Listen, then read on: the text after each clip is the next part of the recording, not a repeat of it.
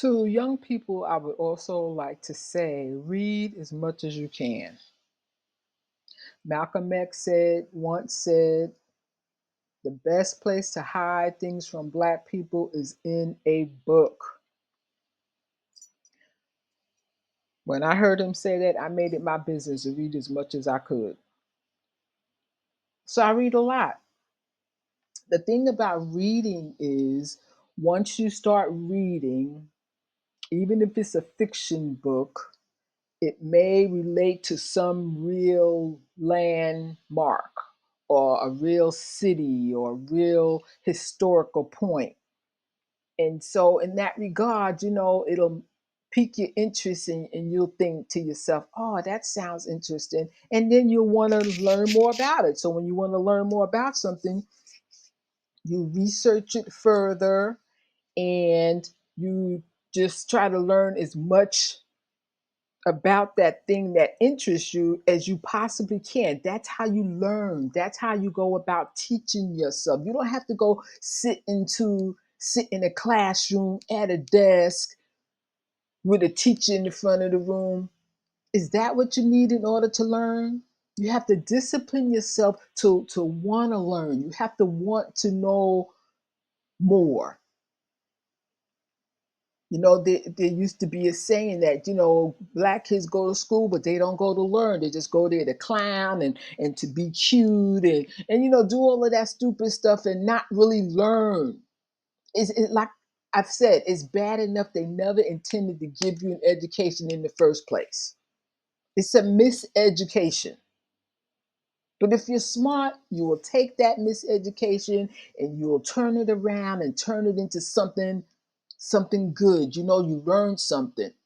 When I was going to college, when I had gone back to college after 30 years hiatus, and of course I was the oldest person in the class, and the young people they just all seem to not really be there to learn stuff. Everybody's trying to get a good grade without really learning anything. And then when I hear that so many young people don't know how to read, if you can't read, that means you can't reason. You cannot reason and you cannot rationalize. And certainly you have no, I shouldn't say you don't have any, but your critical thinking skills are greatly diminished.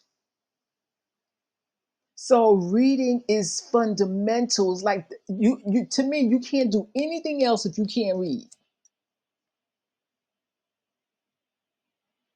Now there may be a couple of people that's exceptional, people that they call idiot savants, but most people you need to know how to read. It's so I can't even stress enough how important it is. And I feel like whatever I can do to help a person to improve their reading skills, I'm willing to do it. Just let me know what it is I can do.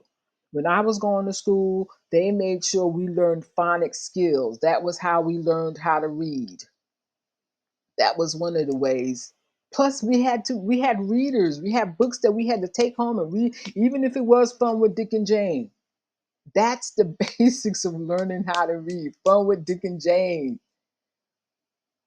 And the dog and the cat in the house. Just basic stuff. See Jane run. See Spot run. I think they had a little sister named Sally. But we learned how to read.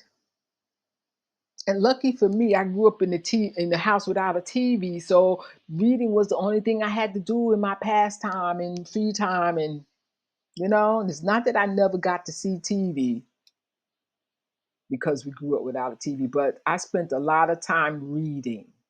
So that's the most important thing, and I don't want to say reading on the phone don't count, but it's kind of nice to go and get a book and turn the pages and read. That's what I like. I like to turn pages. I just recently got to the point where I could read books on Kindle. And even then it's only sampling books because I can't buy all the I used to have so many books. So it's a good thing that Kindle does exist because you can get an entire book in e-form. So it's a great thing, but reading is so fundamental. I can't even stress it enough.